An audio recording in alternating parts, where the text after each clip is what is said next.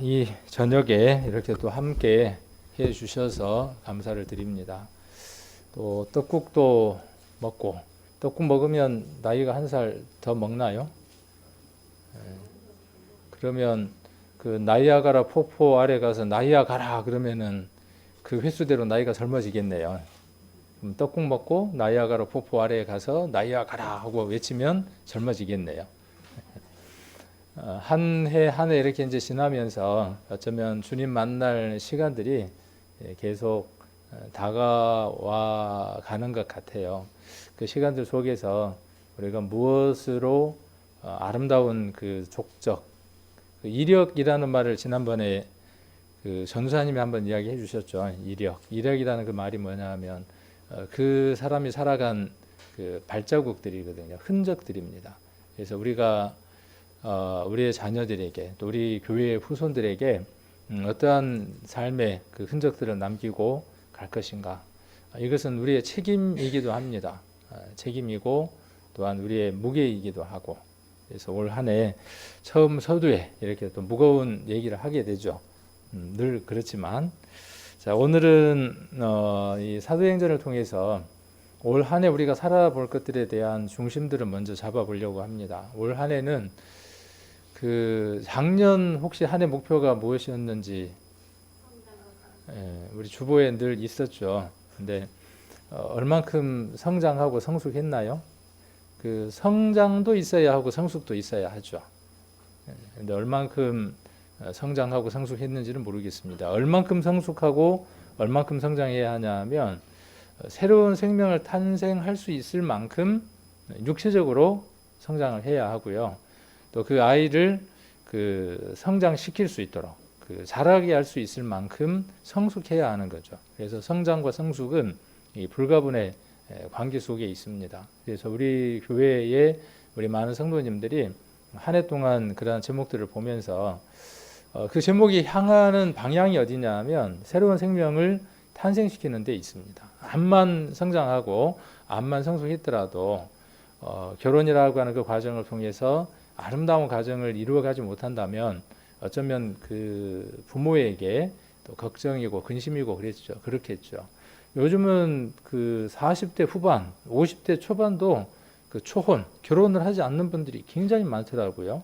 우리들 주변에 보면 우리들 가정에도 있어요. 우리 그 처갓집으로도 보면 그 우리 집사람 오빠가 아직까지 결혼을 안 하고 총각으로 있어요. 진짜 수총각이에요.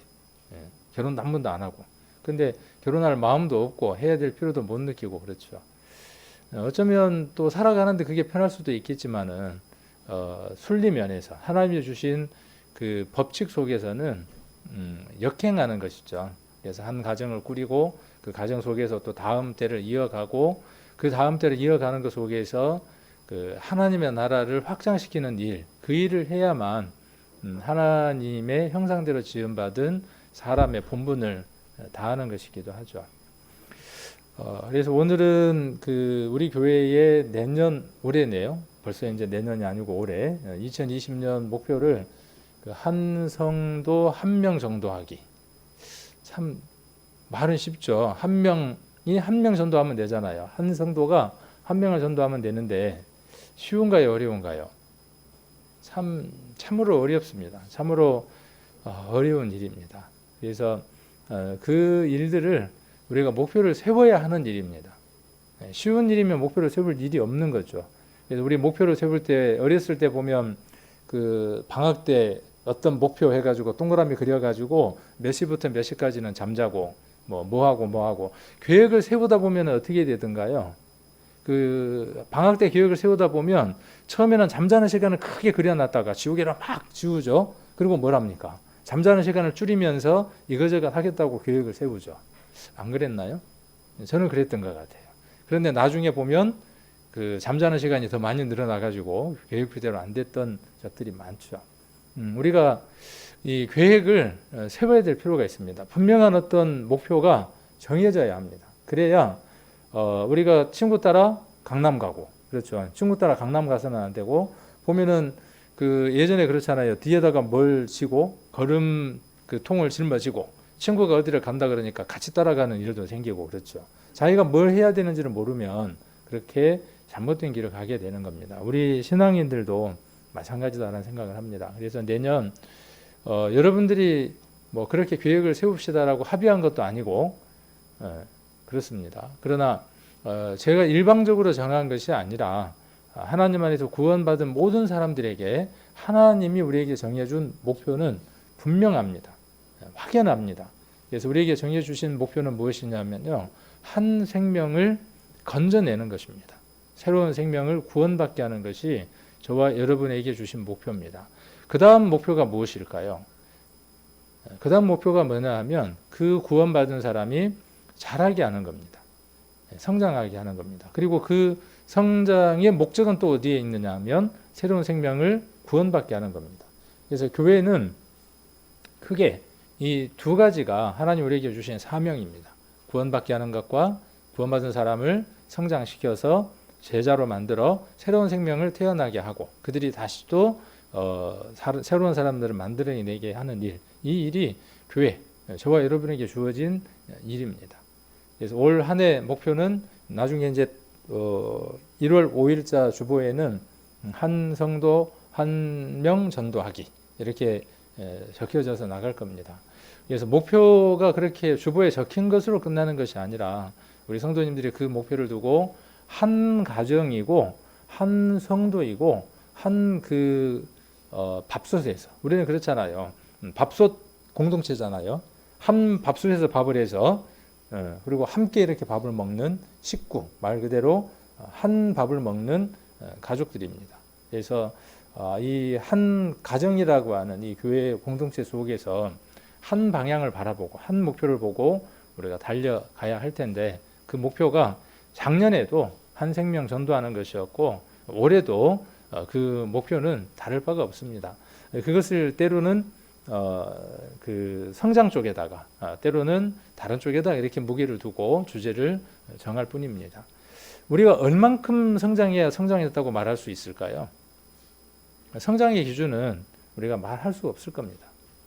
그리스도 안에서의 성장은 끝이 없는 것이기 때문에 그만큼 성장해야 어떤 일을 한다는 것은 말이 안 맞는 것이죠. 우리 사람의 나이는 눈에 보이는 거기 때문에 뭐 20대에는 뭘 하고 30대에는 뭘 하고 또 50대에는 뭘 하고 이렇게 나눌 수 있는 것이지만 신앙 안에서의 성장이라고 하는 것은요, 그렇게 자로 재는 것처럼 아이가 클 때 벽에다가 이렇게 눈금을 그리는 것처럼 그렇게 성장과 성숙을 말하기는 어렵습니다. 교회는 참으로 이 성장과 성숙이라는 것이 묘합니다. 어느 날은 믿음의 거목처럼 크게 버팀목처럼 그늘처럼 그렇게 서 있습니다. 그래서 많은 사람들에게 버팀목이 되기도 하고 그늘이 되기도 하고 힘을 주기도 했던 그 믿음의 성장하고 성숙한 그 거목들이 어느 날 아침 보면 정말 저 사람을 내가 본받았을까, 저 사람을 내가 믿고 따랐을까 할 정도로 실망스러운 모습으로 이 믿음이 흔들려 있는 경우도 있습니다. 왜 그러냐 하면 사람이기 때문에 그렇습니다. 사람이기 때문에 그 안에 그리스도를 얼만큼 붙드느냐는 것에 따라서 그 모습이 달라지기 때문에 그렇습니다. 그래서 어제까지는 남의 기저귀를 갈아주고 남에게 젖병을 물려줬던 그 성장한 사람이 어느 순간 보면 젖병을 물려줘야 하고 기저귀를 갈아줘야 하는 그런 모습으로 바뀌어 있을 수도 있습니다. 저도 제 자신에게 그런 모습들을 많이 봅니다. 여러분들은 여러분들의 그 신앙의 삶 속에서 그럴 때가 없던가요? 어떤 때 보면 내가 참 대견스러워. 그런 때 없어요? 어떤 때 보면? 어떤 때는 내가 막 내 엉덩이나 내 머리를 쓰다듬어 주고 싶을 정도로, 야, 네가 어떻게 그렇게 귀한 생각을 했어? 네가 어떻게 그렇게 참 그렇게 대견하다. 이렇게 막 머리를 쓰다듬어 주고 싶고 엉덩이를 두들기고 싶고 그런 때 없던가요? 있는데 너무 자주 있어서 여러분들은, 저는 어쩌다가 한 번 있어서 너무 이제 그게 귀해서 그러기도 하고, 어떤 데 보면 야, 내가 정말 하나님의 사람이 맞을까?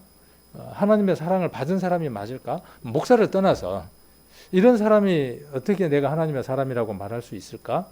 그럴 때도 참 많은 걸 보게 되죠. 그게 어느 시차를 두고 그런 게 아니라 어떤 때는 분이나 초 단위로 그렇게 바뀌는 것들을 참 많이 보죠. 그래서 우리는 무엇을 알게 되느냐 하면 나로서는 내 자신을 신뢰할 수 없는 것이구나. 자신할 수 없는 것이구나. 다만 내 안에 그리스도께서 나를 붙드시고 내가 거기에 반응하고 내 주권과 내 모든 판단을 맡겨드렸을 때만 내가 하나님 안에서 존귀한 자로 대견한 사람으로 서 있을 수 있구나. 이런 생각들을 많이 해보게 됩니다. 올 한 해 저와 여러분들이 하나님 안에서 그런 대견한 삶들을 살아갔으면 합니다. 그것이 어려운 것이 아니고요. 오늘 우리가 함께 교제하려고 하는 말씀, 그리고 5일날 우리가 올 한 해 목표가 되는 한 성도 한 명 전도하기라고 하는 이 말씀을 통해서 우리가 한번 살펴보게 되면 그것이 힘든 것이 아니고 또 우리가 어떤 일들보다 먼저 해야 될 일들이라는 것, 어느 면으로는 부담감도 있고 무게감도 있겠지만 어쩌면 우리 삶들 속에서 자연스럽게 해야 되는 일들이다 하는 것들도 우리가 한번 발견하셨으면 합니다. 사도행전 16장입니다. 사도행전 16장 31절, 32절, 33절, 34절까지입니다. 여기는 32절까지 되어 있지만 말씀을 찾아서 30절부터 같이 한번 보겠습니다. 사도행전 16장 30절부터 같이 한번 읽겠습니다. 저희를 데리고 나아가 가로되 선생들아 내가 어떻게 하여야 구원을 얻으리까 하거늘 가로되 주 예수를 믿으라 그리하면 너와 내 집이 구원을 얻으리라 하고 주의 말씀을 그 사람과 그 집에 있는 모든 사람에게 전하더라. 밤 그 시에 간수가 저희를 데려다가 그 맞은 자리를 씻고 자기와 그 권속이 다 세례를 받은 후 저희를 데리고 자기 집에 올라가서 음식을 차려주고 저와 온 집이 하나님을 믿었으므로 크게 기뻐하니라. 아멘. 이 말씀은 우리 성도님들이 잘 아시고 있는 말씀이죠. 바울과 실라가 복음 전하는 그 일들 때문에 감옥에 착고에 든든히 채워져서 갇혀 있었을 때 그들을 위해서 기도가 있었고 또 바울과 실라가 25절에 보시면 기도하고 하나님을 찬미했어요. 죄수들이 들었어요. 26절에 호련히 큰 지진이 나고 옥터가 움직이고 문이 다 열려서 모든 사람의 매인 것이 다 벗어졌어요. 그 감옥 안에 있는 모든 사람들의 착고가 다 풀리고 문도 열려버렸습니다. 그러면 일부 그 안에 갇혀 있었던 죄수들이 탈옥하거나 하는 일들이 생길 수 있는 조건이 만들어졌죠. 그래서 27절에 간수가 자다가 깨어 옥문들이 열린 것을 보고 죄수들이 도망한 줄 생각하고 그렇겠죠. 착고도 다 풀리고 문들이 다 열려 있고 죄수들이 갇혀 있는 그 칸마다 문들이 다 열려 있고 옥문들이 다 열려 있을 때 이 간수들은 자다가 깼으니까 어떻게 했어요? 정말 정신이 없겠죠. 그래서 이 사람이 선택할 수 있는 건 무엇을 선택했겠어요? 사람이 다급하고 절망적이고 하면요, 가장 먼저 생각하는 게 뭐냐 하면 자기의 목숨을 스스로 끊는 것입니다. 절망의 끝가운데 가면. 그래서 27절 후반절에 보시면 죄수들이 도망한 줄 생각하고 검을 빼어 자결하려 했어요.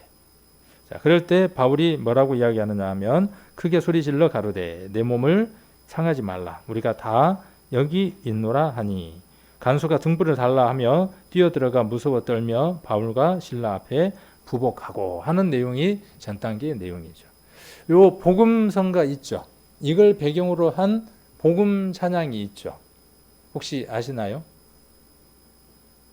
바울과 실라가 빌립보 감옥의 문을 찬송으로 열었다고 하는 그런 찬송이 있습니다. 나중에 한번 이따가 집에 가시면서 찾아서 불러보시면 좋을 것 같습니다. 자, 그런 상황이 됐을 때 저희를 데리고 나가 가로되 저희를 데리고 나갔어요. 저희는 누굽니까? 지금 저희를 데리고 나가 가로되 선생들아 그랬어요. 저희는 누구냐 하면 바울과 실라가 되겠죠. 데리고 나갑니다. 그리고 가로되 누가 말하는 겁니까? 지금 간수가 말하는 거죠. 선생들아 내가 어떻게 하여야 구원을 얻으리까 하거늘 그랬어요. 자, 지금 이 간수가 말하는 구원, 이 구원, 이것이 어떤 것일까요? 육신적인 것? 복음? 우리가 앞뒤의 내용들을 한번 살펴볼 필요가 있겠죠. 31절에 그 선생이라고 지칭된 사람이 뭐라고 이야기합니까? 자, 바울과 실라죠. 바울과 실라 그들이 선생들이 뭐라고 이야기하느냐 하면 31절에 가로되 주 예수를 믿으라. 사람들은 그렇습니다. 몸이 아파요. 집안에 우환이 있어요. 어떤 일들이 잘 되어지질 않아요. 그럴 때 사람들은 뭐라고 이야기하느냐 하면 이 문제에서 어떻게 하면 해결을 얻을 수 있을까요? 그런 말들을 하죠. 어떻게 하면 구원을 얻을까요? 교회 다니는 우리들에게 교회를 가면 그 문제가 해결이 돼요? 교회 가면 구원을 얻습니까? 교회 가면 육신적인 문제, 마음의 상처들, 힘든 것들 해결함을 받습니까? 이렇게 물어 들어오죠. 그럼 우리는 어떻게 답할 수 있을까요? 여기도 지금 간수들의 물음은 어쩌면 그 얘기를 하고 있는 겁니다. 육신적인 얘기들을 하고 있는 것이죠. 그런데 바울과 실라는 무엇을 말하느냐 하면 31절에 주 예수를 믿으라는 거예요. 자, 주 예수를 믿으라. 그리하면 너와 내 집이 구원을 얻으리라 하고. 저는 그 84년도에 구원을 받고 자연스럽게 어떤 마음들이 생기기 시작을 했느냐 하면 여기 하나 히터를 하나 꺼주시면 안 될까요? 그 바람이 저 있는 쪽으로 와서 저기 요 위에 건 한번 꺼주시면 좋을 것 같아요. 여러분들은 딱 좋죠, 온도가. 근데 저는 이 바람이 이렇게 와가지고 혼자 막 땀이 나요 지금. 요 저쪽 뒤에 하나만 바람이 나와도 충분할 것 같다는 생각이 듭니다. 구원함을 받고 나서 가장 먼저 마음 가운데에 생각나는 것이 무엇이었냐 하면 나는 영원한 하나님 나라에 갈 수 있는데 이 사실을 알지 못하는 내 가족들은 이 사실을 깨닫지 못하면 내가 가는 그 천국에 갈 수 없고 영원한 불목 가운데에서 세세토록 슬피 울며 이를 갈아야 할 텐데 누가 가르쳐 준 것이 아니라 뭐 교회에서 가르쳐 준 것도 아니고 먼저 구원받은 사람들이 데리고 앉아가지고 이리 와봐 그렇게 해서 알려준 것이 아니라 마음 가운데서 자연스럽게 어떤 마음이 생겼냐 하면 어떻게 할까? 내 가족들을 어떻게 할까? 그러다가 어느 날 말씀을 듣는데 설교를 듣는데 이 얘기를 설교자가 하시더라고요. 주 예수를 믿으라. 예, 제가 믿었습니다. 제가 그 설교를 들으면서 제가 그렇게 받아들였어요. 예, 제가 믿습니다. 그리고 뒤에 주 예수를 믿으라. 그리하면 이라고 돼 있더라고요. 너와 내 집이 구원을 얻으리라. 그래서 이 말씀을 붙들었어요. 맞습니다. 제가 예수님을 믿습니다. 그렇게 하면 하나님이 이 약속을 이루어 주신다고 말씀하셨으니 제가 이 약속을 꼭 믿고 굳게 붙들겠습니다. 그렇게 했습니다. 어느 면으로는 그 의미들이 맞을 수도 있어요. 그런데 그 이후의 것들이 뒤에 32절에 나와 있는 내용들이 연이어져야죠. 자, 이 얘기는 누가 한 얘기입니까? 이 얘기는 누가 누구에게 한 얘기냐 하면 복음을 가진 자가 복음이 없는 사람에게 한 말이죠. 그러니까 간수에게 바울과 실라가 하는 말입니다. 뭐라고 이야기를 한 거냐 하면 주 예수를 믿어라. 지금 당장 할 수 있는 일, 당장 해야 하는 일이 뭐냐 하면 너가 무엇을 먼저 해야 한다는 것이냐 하면 예수님을 믿어야 한다는 것입니다. 자, 그리고 그 다음 무엇이에요? 그 다음 내 집이 구원을 얻는 것이다. 이렇게 이야기를 하고 있습니다. 자, 그리고 32절에 한번 봅니다. 그렇게 이야기를 하고 이들이 바로 떠났습니까? 어떻게 했습니까? 우리가 한 성도가 한 명을 전도하는 데 있어서 기본적으로 우리가 지키고 해야 될 일들이 무엇이냐면요. 이 일들입니다. 그래서 우리 교회가 구체적으로 할 일들이 뭐냐면요. 믿음을 가진 성도들의 가정이 온전한 구원함을 받도록 해야 하는 일이 교회가 해야 되는 전도의 순서의 먼저라는 겁니다. 예를 들어서 이종호 형제님이 교회를 나오셨어요. 자, 그러면 이 약속이 이루어져야 하겠죠. 31절에 있는 이 말씀이 이루어져야 될 거 아니에요. 주 예수를 믿으라. 우리 이종호 형제님이 믿으셨어요. 제가 믿는 것처럼. 그러면 너와 내 집이 어떻게 돼야 합니까? 그 구원이 같이 이루어져야 할 거죠. 그렇죠? 네, 이것이 하나님이 우리에게 주신 약속이기도 하고 이루어져야 하는 일이기도 하죠. 자, 그러면 여기에서 끝나면 어떻게 됩니까? 우리 이종호 형제님 교회 오는 걸로 끝나면 형제님 오셨습니까? 네, 반갑습니다. 우리 열심히 말씀도 보고 자라가야죠. 그렇게 하는 것으로 끝나는 것이 아니라 우리가 해야 하는 일이 있다는 것이죠. 우리가 해야 할 일이. 우리가 해야 할 일이 뭐냐 하면 앞에 32절 가로되 했던 사람들이 해야 할 일들이 있어요. 자, 복음은 누가 전하느냐 하면 우리가 지금 복음을 전하는 겁니다. 누구에게 복음을 전하느냐 하면 우리들 주변에 있는 사람들에게 복음을 전하는 겁니다. 그리고 그렇게 해서 우리가 이 교회 안에 들어왔어요. 그러면 그걸로 끝나는 게 아니다는 거죠. 대부분 한 명 전도했으니까 끝 이렇게 생각한다는 것이죠. 그렇게 하는 게 아니라 그렇게 하고 난 이후에 교회 안에 들어온 그 성도에게 그 다음에 해야 될 일이 뭐냐 하면 32절이라는 것이죠. 그래서 여기 무엇을 하느냐 하면 주의 말씀을 그랬죠. 주의 말씀을 그 사람과 그 집에 있는 모든 사람에게 전하더라. 그러니까 32절이 없으면 31절은 약속이 성취될 수 있어요, 없어요? 성취될 수 없는 겁니다. 그들이 만일 바울과 실라가 간수들에게 주 예수를 믿어라 그리하면 너와 내 집이 구원을 얻을 것이다 하고 핑 하고 가버렸어요. 누가 알아서 해라 그러고 핑 하고 가버렸단 말이에요. 자, 그러면 주의 말씀을 그들이 들을 수 있어요, 없어요? 없습니다. 복음을 전하는 것은요, 교회를 자랑하는 게 아닙니다. 복음을 전하는 것은 교회 목사를 자랑하는 게 아닙니다. 교회 목사 스펙, 교회 목사의 인간 됨됨이 이것을 전하는 게 아닙니다. 우리 교회가 얼만큼 크다, 우리 교회가 얼만큼 단합이 잘 된다, 우리 교회 어디에 뭐가 있다. 대부분 저는 여러 교회 사람들 한 번씩 만나봅니다. 뭐라고 이야기하냐면 우리 교회는 500개가 넘는 지역 교회가 있다. 네. 우리 교회는 어디에 뭐가 있다. 우리 교회는 뭐 합창단이 있어갖고 뭘 한다. 우리 교회는 뭘 한다 그렇게 이야기를 하거든요. 자, 그게 주의 말씀을 전하는 겁니까? 아닙니다. 세상의 모든 교회는 그렇게 할지라도 우리는 성경에 있는 대로 살아가는 사람들이니까 무엇을 하는 사람들이냐 하면 이 바울과 실라처럼 육신적인 것, 세상적인 것 때문에 문제가 되어진 그 사람들에게, 그렇죠, 간수처럼 현실에 닥쳐져 있는 그 문제를 만난 사람들에게, 낮아진 그 마음을 가진 사람들에게 주 예수를 믿으라고 말할 수 있는 사람들이어야 되고, 그 주 예수를 어떻게 믿는 것인가 하는 것을 주의 말씀을 전하는 사람이어야 한다는 것이죠. 누가 한계가 어디까지? 그 사람과 어디까지입니까? 영역이 어디까지입니까? 그 가정, 그렇죠? 그 가정까지입니다. 그래서 주의 말씀을 그 사람과 그 집에 있는 모든 사람에게 전하는 겁니다. 그래서 우리 교회는 앞으로 이렇게 했으면 좋겠어요. 우리 교회 어떤 한 가정이 한 성도가 구원을 받고 나오면, 예를 들어서 정음이다. 그러면 학생이에요, 어린애예요.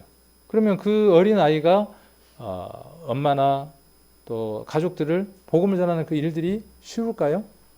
저는 학생 때 구원을 받았어요. 고등학교 때 구원을 받았는데 아버지나 어머니에게 복음을 전하는 것이 쉬우냐 하면 쉽지는 않습니다. 그래서 이 말씀대로 먼저 구원받은 성도들이 해 주었어요. 그때는 뭐가 없었냐면 차가 없으니까 오토바이를 타고, 개를 타고 온 게 아니라 오토바이를 타고 와서 우리 그 성도님들이 이 당신 집 아들이 우리 교회를 나옵니다. 그런데 그동안의 삶이 어땠는지는 모르지만 이 아이가 교회를 나오고 난 이후에 성적도 올라갈 겁니다. 뭘 믿고 그렇게 담대하게 이야기하셨는가 모르겠어요. 성적도 분명히 올라갈 것이고, 근데 그 약속대로 성적도 올라갔어요. 성적도 올라가고 품행도 방정할 겁니다. 품행도 바른 삶을 살아갈 겁니다. 그러니 우리 부모님들도 교회를 나오십시오. 교회 오면 자식 그 교육은 걱정하지 않아도 됩니다. 이렇게 이야기를 하고 가셨어요. 부모에게 있어서 가장 근심거리가 뭐예요? 자녀가 바르게 자라는 것이잖아요. 그렇게 이야기를 하고 갔어요. 자, 저는 그 생각들을 많이 해봅니다. 제가 이 교회 안에 있으면서 나는 그렇게 지금 목회를 하고 있을까? 그 일들을 잘 해나가고 있을까?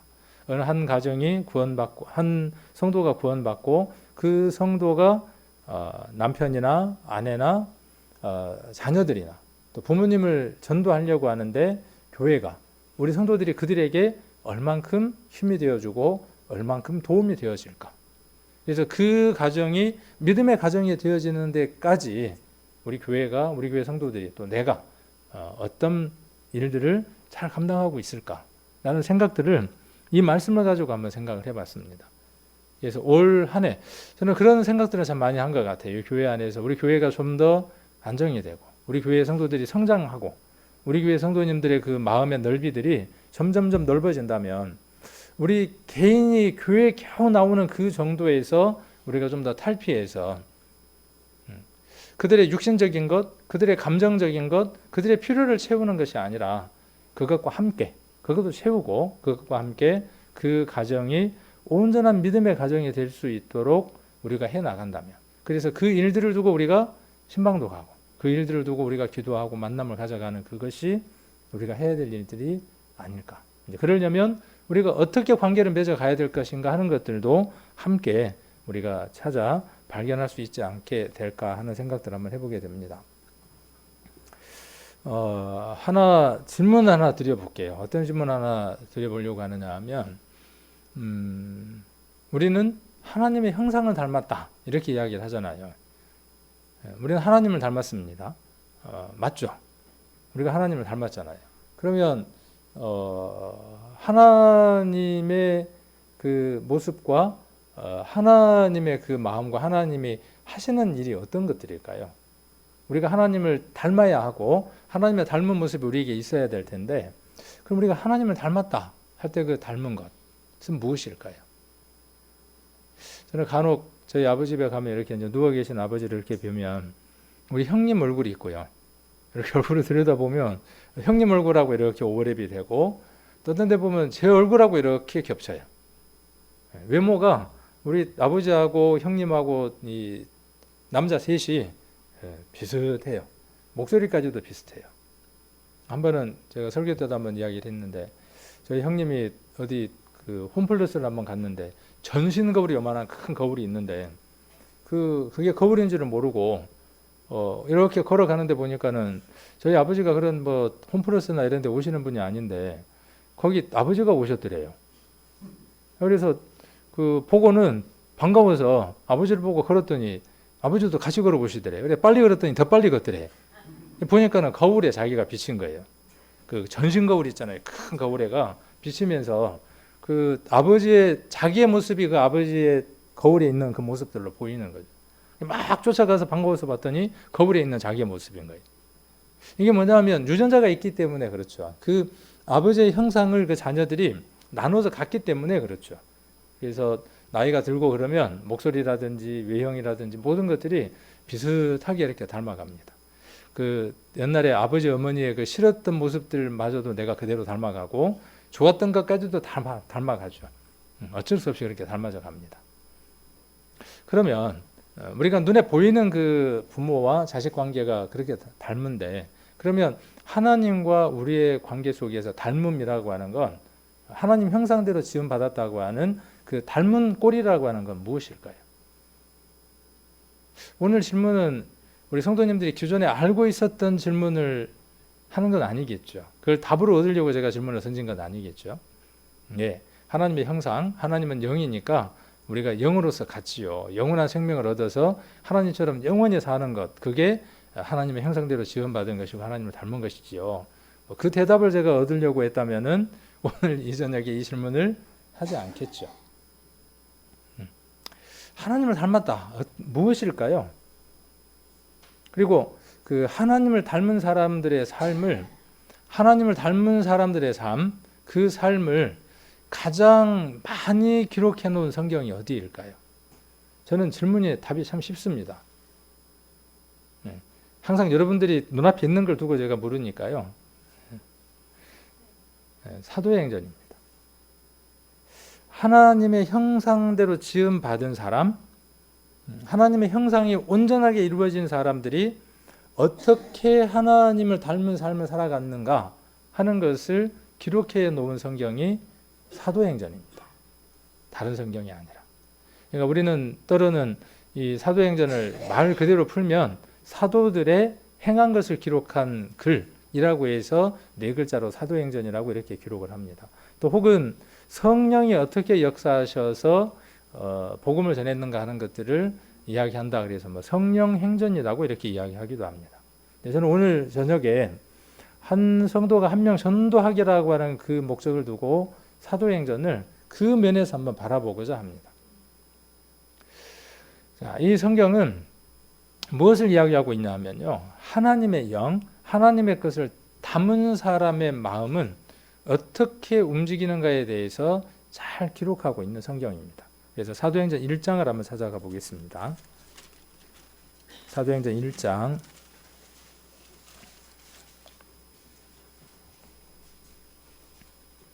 8절입니다. 잘 아시는 말씀입니다. 사도행전 1장 8절. 같이 한번 1장 8절 같이 한번 읽겠습니다. 오직 성령이 너희에게 임하시면 너희가 권능을 받고 예루살렘과 온 유대와 사마리아와 땅끝까지 이르러 내 증인이 되리라 하시니라. 성령이 너희에게 임한다. 이것은 구약에서 끊임없이 약속되었던 약속이죠. 그리고 이 약속이 성취되었죠. 이 약속의 성취는 예수 그리스도가 오셔서 죽으시고 장사되어지고 3년 만에 부활하시고 40일이 지난 이후에 들려 올라가시지 않으면 이 약속은 성취될 수 없는 것입니다. 그래서 구약의 7절기로 이미 이 오순절에 대한 약속을 구약에서는 예수 그리스도에 대한 그림자로 모형으로 못 박아둔 것들이죠. 그래서 유월절이 있고 무교절이 있고 초실절이 있고 오순절이 있어서 그 오순절이라고 하는 것이 이루어질 것에 대한 내용들을 구약에서 이미 이야기를 하고 있고 그 구약의 약속이 여기 이루어졌다라고 지금 이야기하고 있는 겁니다. 그래서 성령이 오시면 성령은 영의 하나님이죠. 성령이라고 하는 걸 우리가 조금 다른 말로 바꾸면 다른 표현으로 바꾸면 영의 하나님입니다. 신령한 하나님이에요. 그 하나님이 임하셨어요. 누구에게요? 아무에게나 임합니까? 아무에게 임하지 않습니다. 우리가 지난 주일날 우리가 함께 배웠던 것처럼요.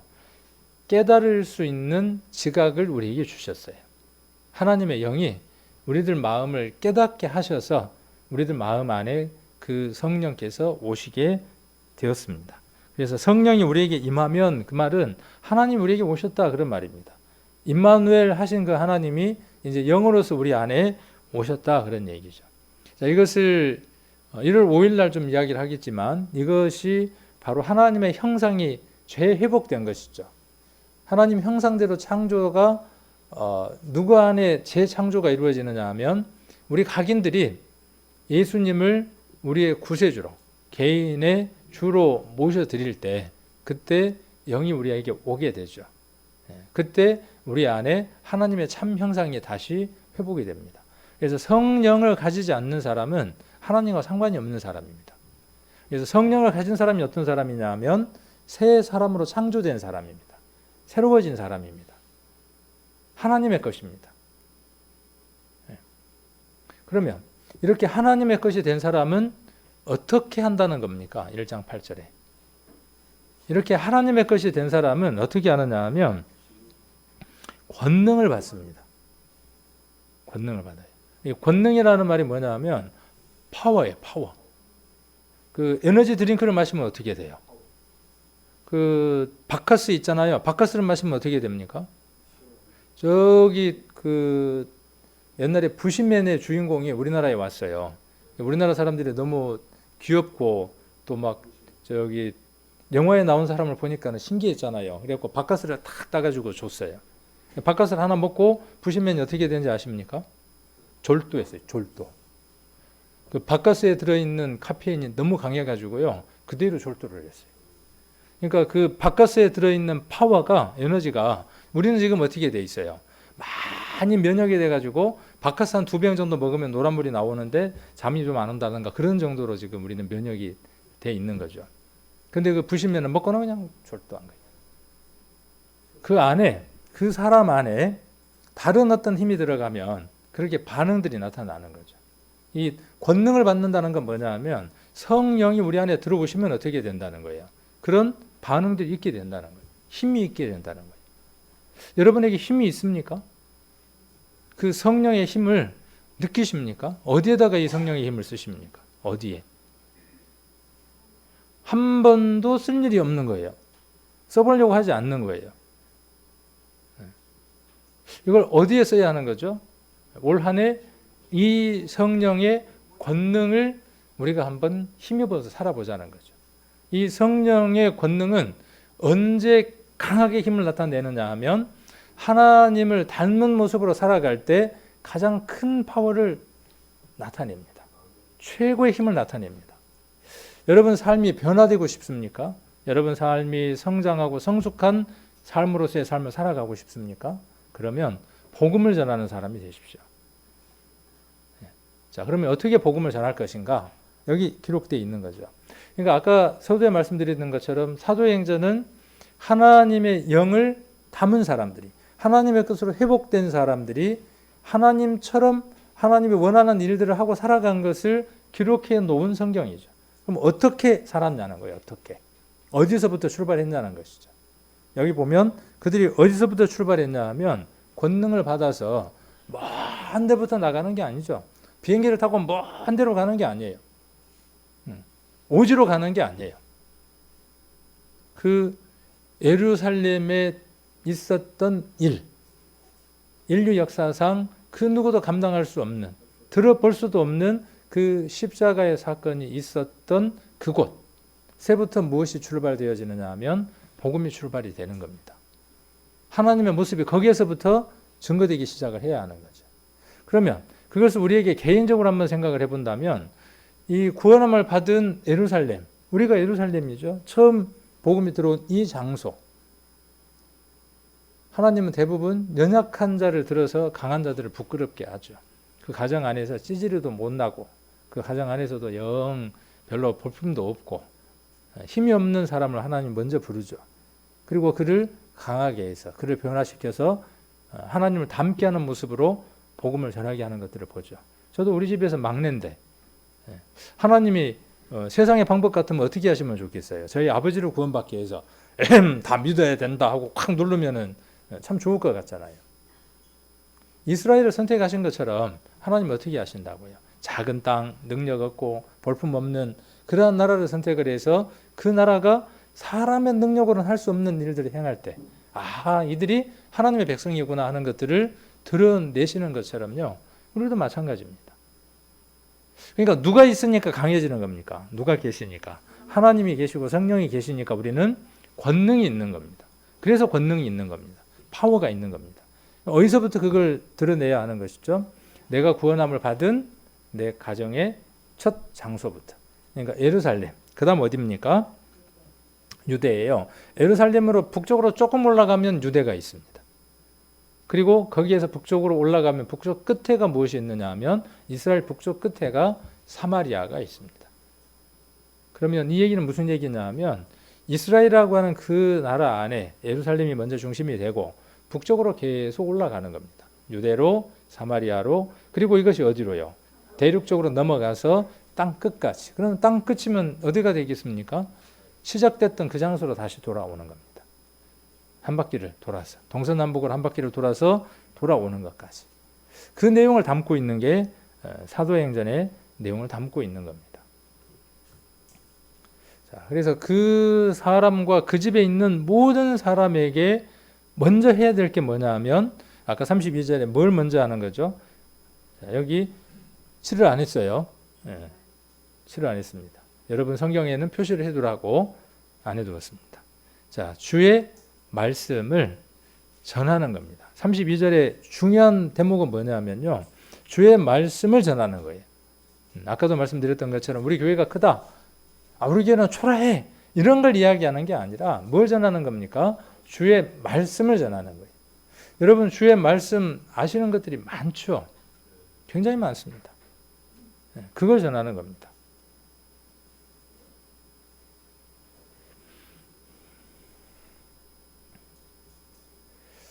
자, 그리고 우리가 또 하나 해야 될 일이 뭐냐 하면 아까 예루살렘, 유대, 사마리아 그랬죠. 그러면 먼저는 뭘 하느냐 하면 내 가족에게 복음을 전하는 것이 우선이라는 거죠. 가장 먼저 해야 될 것이. 가장 먼저 해야 될 게 뭐냐면 내 가정 안에서 예루살렘 안에서 뭘 하느냐 하면 복음이 충만하게 전해질 수 있도록 주의 말씀을 전하는 겁니다. 그 집 그리고 그 집에 있는 모든 사람들에게 아까 여기 나와 있는 것처럼 모든 그 사람과 그 집에 있는 모든 사람에게 전하는 것이죠. 자, 그리고 이사야 58장 7절인데 이 말씀은 좀 1절부터 시작해서 쭉 읽어야 될 필요가 있는데 한번 보도록 하겠습니다. 이사야 58장 이 말씀은 여러 차례 우리가 나누고 교제했던 말씀이기도 합니다. 이사야 58장 58장 우리가 1절부터 쭉 봐야 하지만 6절부터 한번 조금씩 보도록 하겠습니다. 6절에 한번 보시면 이사야 58장 6절 나의 기뻐하는 금식은 흉악의 결박을 풀어주며 멍에의 줄을 끌어주며 압제당하는 자를 자유케 하며 모든 멍에를 꺾는 것이 아니겠느냐. 교회 다니는 사람들은 유대인들은 자기들 금식하는 걸 자랑으로 삼았습니다.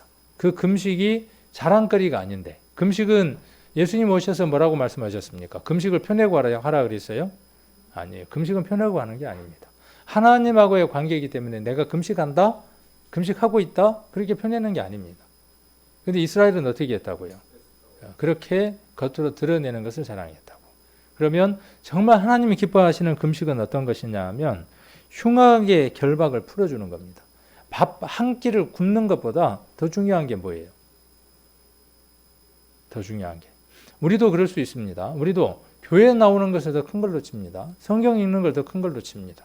11조 많이 한 것을 더 큰 걸로 칩니다. 교회에서 뭔가 봉사한 것을 더 큰 걸로 칩니다. 잘못했다고 이야기하는 게 아니에요. 그거 하지 말라고 이야기하는 게 아니에요.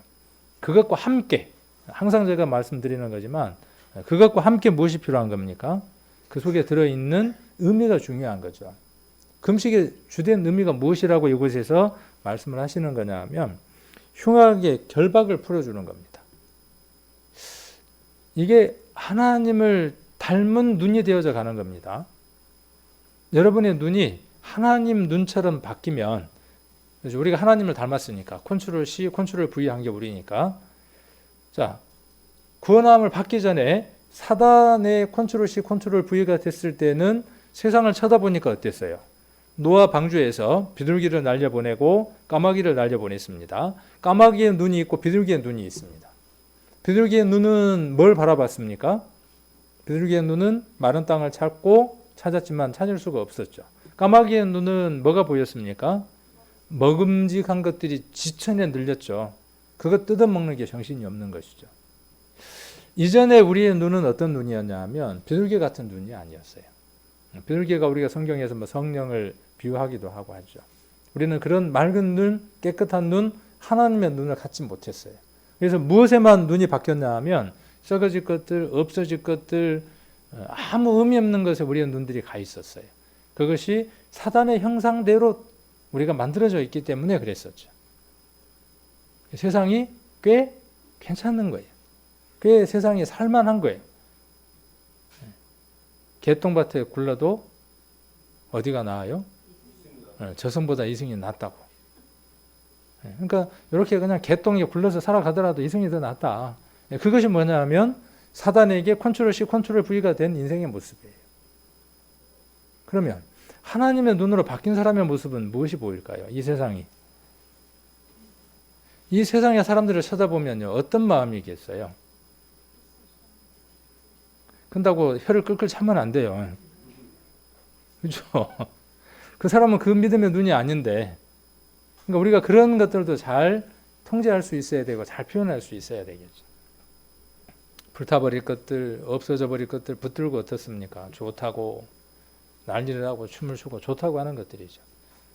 자, 우리가 믿음의 눈으로 보면 하나님의 형상으로 하나님의 모습으로 하나님을 닮은 모습으로 보면 그들은 지금 어디에 묶여 있는 겁니까? 결박된 상태예요. 우리가 이전에 어떤 상태였습니까? 종이었어요. 묶인 상태였어요. 사단이 딱 목에다가 뭐 해놓고요? 목줄 하나 하고 목에다 하나 채워놓고 긴 줄 하나 해가지고 어떻게 하는 거예요? 더 이상 못 나가도록 땡기고 하는 일들을 누가 했냐 하면 사단이 한 것이죠. 우리는 믿음의 눈으로 그것을 보았습니다. 하나님이 우리에게 그런 눈을 주셨어요. 그래서 흉악의 결박을 그들이 하고 있는 것을 보는 겁니다. 자, 그리고 멍에의 줄, 멍에는 어디에다가 합니까? 멍에, 목에다가 이렇게 하잖아요. 결박은 어디에다가 하겠어요? 손이라든지 발이라든지 이런 데다가 하겠죠. 손발을 묶어버리는 것이죠. 자, 그리고 압제당하는 자를 자유케 하는 거죠. 모든 멍에를 꺾어버리는 거죠. 자, 이게 뭐예요? 하나님이 원하시는 금식이에요. 하나님을 닮은 사람은 이렇게 살아간다고요. 그 다음 7절 또 줄인 자에게 뭘 줍니까? 근데 그냥 식물이 아니고 내 식물. 내게 있는 것. 이 식물 안에는 무엇이 포함되어 있겠어요? 여러분의 시간. 그렇죠? 이 식물 안에는 뭐가 포함되어 있냐 하면 여러분의 시간도 포함되어 있고 여러분의 물질도 포함되어 있고 그 시간과 물질이 없으면 무엇을 우리가 전해줄 수 없어요. 가장 핵심이 되는 복음을 전해줄 수 없어요. 세상 사람들은 줄인 자입니다. 배부른 자로 보입니까? 아니에요. 세상 사람들은 굶주려 있습니다. 굶주려서 죽어가는데도 본인들이 죽어가는지를 모르고 있는 거죠. 자, 그리고 유리하는 거예요. 유리는 뭡니까? 유리하는 빈민. 유리는 뭐냐면 어디로 가야 하는지를 모르는 거예요. 종착지를 모르는 겁니다. 목적지가 없는 겁니다. 혹 우리가 지금 그렇게 살아갑니까? 올 한 해를 그렇게 사셨습니까? 2019년을? 세상 사람은 그런다고 할지라도 우리는 그 목적지를 발견한 사람들이죠. 그래서 줄인 자에게 식물을 주고 유리하는 빈민을 어디로 드립니까? 내 집에 드려요. 아, 집에다가 그런 사람을 가득 채워야 되는구나. 노숙자로 가득 채워야 되는구나. 또 그렇게 또 생각하시는 분도 계실 거예요. 또 그렇게 해서 그 영혼을 얻을 수 있으면 그렇게 해야죠. 그래서 빈민을, 가난한 유리하는 빈민을 어떻게 하는 겁니까? 내 집으로 들여서 어떻게 하는 거죠? 그 집에 들어온 사람에게 오늘 사도행전에서 이야기했던 것처럼 주의 말씀을 전해야 하는 거죠. 그리고 그 사람이 말씀을 들으면 주 예수를 믿으라 그리하면 너와 내 집에 구원을 얻으리라고 하는 그 말씀이 이루어지도록 그 집까지 가서 어떤 일을 해줘야 돼요. 그 사람과 그 집에 있는 사람들에게 주의 말씀을 전하는 사람이 저와 우리가 돼야 하는 것이죠. 자, 그리고 또 7절에 뭐라고 되어 있습니까? 자, 벗은 자를 보면 입혀요. 세상에 벗은 사람들이 있나요, 지금? 근데 다 벌거벗었잖아요. 아담과 하와가 그랬던 것처럼 부끄러운 수치를 드러내고 살아가죠. 거기에 예수 그리스도로 옷 입혀주는 일을 해야 하는 거죠. 자, 그 일들을 누구에게요? 다 해. 비행기를 타고 저 아프리카까지 가서 하는데 자기 가족은 아직 구원의 확신이 없어. 아닌 거죠. 먼저는 뭐예요? 먼저는 아까 예루살렘과 유대와 사마리아예요. 순서가. 그러면 우리 교회도 한번 봅시다. 먼저는 뭐가 우선입니까? 우리 교회가 우선이에요. 이 교회, 우리 교회 예루살렘이 어떻게 되고요? 충만하게 채워지고 복음이 전해지고 가득 채워지면 그 다음 어디입니까? 어디로? 북쪽으로. 유대로, 사마리아로. 그 일들이 이루어져 나가야 하겠죠. 내 집은 안 되는데 나무 집 콩나라 판나라 도우로 되냐? 말이 안 되는 것이죠. 자, 그리고 8절 한번 보시면 그리하면 그랬어요. 자, 그렇게 하면 뒤에 어떻게 됩니까? 아, 좋은 일들이 막 오네요. 그렇죠? 내 빛이 아침같이 비칠 것이고 내 치료가 급속할 것이고 아픕니다. 나 좀 낫게 해주세요. 그럼 하나님 뭐라고 말씀하신다고요? 고개를 흔들고 뭔 일을 먼저 하라고. 제가요 이래서 아프고 저래서 아프고요. 이래서 슬프고요. 저래서 고달프고요. 제가 너무 죽을 지경이에요. 내가 죽기 딱 일보 직전이거든요. 요 문제 해결해 주시면 제가 주변에 있는 사람들한테 복음을 전할게요. 하나님 뭐라고 말씀하신다고요? 앞에 뭐라고 말씀하셨어요? 6절 7절에 그거 먼저 해. 그러면 어떻게 돼요? 그러면 그리하면 그랬잖아요. 그러면 어떻게 됩니까? 내게 있는 문제가 치유된다는 거예요. 제가 이 얘기는 한번 비유로 한번 이야기해 드린 적이 있을 거예요. 예전에 어느 그리스도인 자매가 홀로 되고 많은 자식들을 혼자 거느려야만 했어요. 너무나 힘들었어요. 그래서 식탁에서 모든 거 자포자기하고 식탁에서 이렇게 엎드려서 잠깐 잠이 들었는데 꿈 가운데에서 누구를 만났냐 하면 예수님을 만났어요. 근데 자기 모습을 보니까 한쪽 팔이 부러져 가지고 피가 철철 나고 있는 거예요. 피가 막 주체할 수 없을 만큼 피가 흐르기 시작하고 있는 거예요. 그래서 예수님에게 이렇게 이야기를 했대요. 예수님, 제가 지금 팔이 부러져서 이렇게 고통스럽고 힘든데 제 팔 좀 낫게 해주세요. 그렇게 이야기하니까 예수님이 고개를 이렇게 흔드시면서 주변을 보여주시더래요. 그때까지 못 봤던 주변에 있는 사람들이 보이기 시작을 하더래요. 보니까 머리가 깨진 사람, 팔이 뒤로 뒤틀린 사람, 다리가 꺾인 사람, 막 여기가 갈비뼈가 떨어져 갖고 막 나온 사람, 별의별 사람들이 주변에 엄청나게 많은 거예요. 그러면서 예수님이 뭐라고 말씀하시냐면은 가서 치료 좀 해줘라. 저 사람들 치료하고 나면 너 나을 거야. 깝깝하잖아요. 그 여인이. 예수님 어떻게 그런 말씀을 하신다요. 내 손이 나와야 가서 뭐 싸매주든지 어쩌든지 할 거 아니냐고. 눈도 없어요 지금 예수님은. 이거 좀 먼저 좀 해결 좀 해봐요. 이거 좀 해결 좀 해보시라니까요. 그렇게 능력이 있으시면서. 자기 신세에 대한 것들이 그대로 꿈에 이렇게 이제 투영이 됐나 봐요. 나 좀 해결 좀 해봐요. 그러면 내가 가서 싸매주든지 뭐 아카진기를 바르든지 해줄 테니까. 미소를 띠면서 고개만 이렇게 흔들면서 가서 먼저 해봐. 그러시더래요. 그래서 참 의의는 없지만은 요 손은 움직이지는 않지만 한 손으로 붕대도 이렇게 이빨로 갖고 감고 그렇게 한 사람 두 사람 하다 보니까 나중에는 어떻게 돼요? 이게 보니까는 아픈 사람들이 더 많은 거야. 그래서 막 싸매고 돌아다니다 보니까는 정신이 없어. 정신이 없는데 갑자기 보니까 내가 뭘 하고 있냐면 두 손으로 싸매고 있는 거야. 양손으로.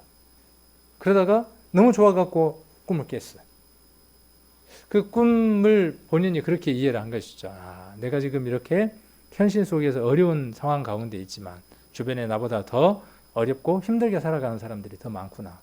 그리고 그 그리스도인 자매는 다른 사람들을 위한 삶들을 더 많이 살아갔다고 합니다. 그리고 훨씬 더 그 이전보다는 행복한 삶을 그리스도 안에서 살아가는 삶을 살았다고 합니다. 저는 그 예화가 내 치료가 급속할 것이다 하는 이 얘기를 들을 때마다 그 예화가 생각이 납니다. 저와 여러분 부족한 것들이 있습니까? 아픈 것들이 있고 어려움들이 있고 고난들이 있습니까? 지난번에도 잠깐 말씀드렸지만 앞을 봐도 막혔고 뒤를 봐도 막혔고 왼쪽을 봐도 막히고 위를 봐도 막히고 아래를 봐도 갑갑하게 막혔어요. 그런 거 당해보시지 않는 분들은 이해를 못합니다. 그러나 당해본 분들은 그 말이 뭔 말인지를 압니다. 그런데 사람들은 대부분 어디를 안 쳐다보더라고요. 사방에 다 막혔어. 아래까지 막혔어. 근데 어디는 안 쳐다봐요. 위를 쳐다보면 위는 트였는데. 그렇죠. 그리고 원망들을 하죠. 위를 쳐다보지 않으면 원망을 합니다. 왜 내게는 이렇게 어려운 일들이 있어서. 누구도 왜 나를 돕지 않을까. 이렇게들 원망들을 하고 살아가죠. 그러나 위를 쳐다보면 어때요? 넉넉합니다. 내가 갖고 있는 모든 것들이 풍족합니다. 넉넉합니다. 그리고 해야 할 일이 너무나 많은 것들도 발견하게 됩니다. 8절에 내 의가 내 앞에 행하고 여호와의 영광이 내 뒤에 호위하리니 9절 한번 같이 읽겠습니다. 내가 부를 때에는 나 여호와가 응답하겠고 내가 부르짖을 때에는 말하기를 내가 여기 있다 하리라. 만일 내가 너희 중에서 멍에와 손가락질과 허망한 말을 제하여 버리고. 근데 제해 버릴 것들이 또 있네요. 또 줄인 자에게 내 심령을 동하며 괴로워하는 자의 마음을 만족케 하면 내 빛이 흑암 중에서 발하여 내 어두움이 낮과 같이 될 것이며 나 여호와가 너를 항상 인도하여 마른 곳에서도 내 영혼을 만족케 하며 내 뼈를 견고케 하리니 너는 물된 동산 같겠고 물이 끊어지지 아니하는 샘 같을 것이라. 이거 원하지 않습니까? 이거 저는 제 심령의 상태가 이렇게 되기를 하나님 앞에 늘 갈망합니다. 저는 이 상태가 되기를 11절 10절에 나와 있는 이 긍정적인 상태가 되기를 하나님 앞에 늘 갈망하고 하나님 앞에 늘 원합니다. 저만 그렇겠습니까? 여러분들도 마찬가지잖아요. 근데 그게 어디에서 온다고요? 그것이 어디로부터 찾아온다고요? 오늘 말씀을 한번 정리를 해보게요. 그게 어디서부터 온다고요? 하나님을 닮은 삶들을 살아갈 때, 멍에를 풀어주고 결박을 풀어주고 압제를 풀어주는, 그냥 우리가 직선적으로 한번 표현을 해본다면 복음을 전하는 삶들을 우리가 향해서 매진하면 한 사람을 전도하는 그 일, 멀리가 아니라 내 남편이나 내 아내나 내 가족들이나 내 가정이 하나님 안에서 온전하게 되는 그 일, 주 예수를 믿으라 그리하면 너와 내 집이 구원을 얻으리라고 하는 그것을 향해서 우리가 매진해 갈 때, 내 가정과 우리 교회 A라는 성도의 가정과 B라는 성도의 가정이 그렇게 되기를 원하고 우리가 어떻게 살아갈 때 힘쓰고 교회 물질들을 거기에다 투자하고 그렇게 해서 우리 이종호 형제님의 가정이 우리 아내분이 구원받고 그 다음에 또 자녀분들이 구원받고 그렇게 나가는 것이죠. 한 해 여러분들에게 부담 드리려고 하는 게 아니죠. 절대로 부담 드리려고 하는 게 아닙니다. 무엇을 드리려고 하는 겁니까? 여러분들에게 무엇을 드리려고 하는 거냐 하면 여기 지금 나와 있는 하나님이 주시려고 하는 세상에 속하지 않는 아주 특별한 것, 이것을 저와 여러분이 맛보기 위한 것이죠. 저도 복음을 전하는 일들에 최선봉에 서야죠. 저는 이제 아는 사람이 우리 교회 성도들밖에 없으니까 아는 사람을 만들어서라도 해야죠. 올 한 해 그런 목표를 저도 이제 정합니다. 새로운 사람을 사귀어서 그 사귄 사람을 교회 안에 데려오는 것 해야죠. 여러분들도 해야 하고 저도 해야 하고. 쉬운 일일까요? 쉬운 일은 아니에요. 근데 이렇게 우리가 한번 공포를 하고 나면 책임감들이 있게 되죠. 하나님이 그 일들이 이루어 주시라고 우리가 우리의 삶들 안에 더 많은 또 기도들을 하게 되겠죠. 그래서 우리가 이 가족들을 먼저 구원하는 것, 그 다음에 로마서 9장 3절에 나와 있는 대로 골육의 친척을 돌아보는 것, 그 다음 그냥 그 시간이 됐으니까 제목 타이틀만 보고 넘어가려고 합니다. 그래서 가족을 돌아보는 것. 올해 목표는 뭐냐면 한 생명 전도하는 것도 중요하지만 그 한 생명이 누구냐 하면 내 가정입니다. 전도 집회를 듣고 구원받았다고 간증했습니까? 그러니까 됐습니까? 그러면 됐나요? 아니라고요. 그가 어떻게 할 때까지, 그가 또 다른 복음을 전하는 자로 하나님의 형상을 닮은 자로 살아갈 때까지. 이 교회에 나와서 신앙생활을 잘 한다고 됐습니까? 아니라고요. 돌다리도 어떻게 하자고요? 두들겨서. 그래서 온전하게 세워질 때까지. 그래서 자기 가족을 돌아봐야 하고, 그 다음에 아내 된 자, 남편 된 자를 구원하는 거죠. 내 남편이 아직 구원을 받지를 못했어요. 근데 즐거워. 하나님 마음을 닮은 것이 아니죠. 내 아내가 아직 구원받지 못했는데 즐거워. 걱정거리가 없어. 잘못된 겁니다. 내 자녀가 구원을 받지 못했어요. 복음을 받아들이고 복음에 반응하는 삶을 살지 않아요. 자, 복음을 듣고, 그렇죠? 복음을 들어야 하고, 주의 말씀을 들어야 하고, 주의 말씀을 인정해야 하고, 시인해야 하는 거죠. 그 다음, 거기까지입니까? 아니에요. 그 복음에 합당한 삶을 살아가야 합니다. 그 복음과 함께 걸음을 걸을 수 있는 사람으로 만들어 가야 합니다. 누구도? 내 자신도.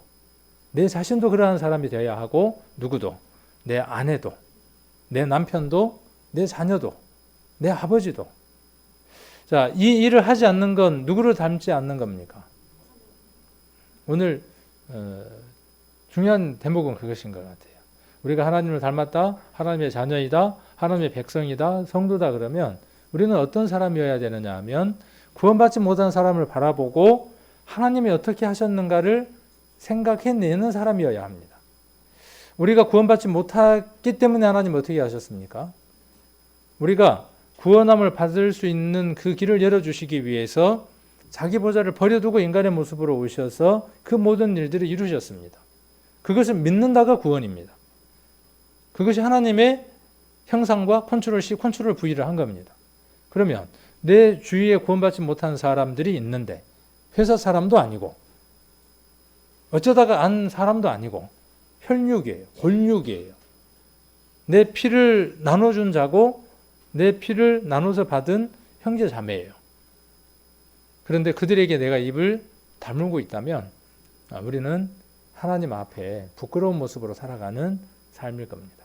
그래서 올 한 해가 시작되는 첫날, 첫 예배 속에서, 첫 말씀을 통해서 우리 성도님들이 올 한 해 성경을 몇독하는 것 당연히 해야죠. 근데 어떤 목표를 세운다고요? 내가 한 성도를 전도하는 것. 그 전도 가운데 어디?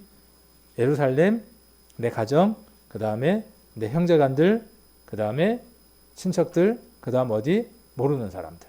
예루살렘, 유대, 사마리아 땅끝 그랬으니까. 그래서 이 일들을 우리가 이루어야 하는 것이죠. 이 일들을 두고 우리가 마음을 합치고 또 기도하고 협력하는 그것이 하나님 앞에 가장 아름다운 모습이고 또 아름다운 교회입니다. 그래서 올 한 해 그렇게 살아가는 것에 우리의 목표가 함께 세워지고 또 열심을 내는 우리 성도님들 되시기를 원합니다.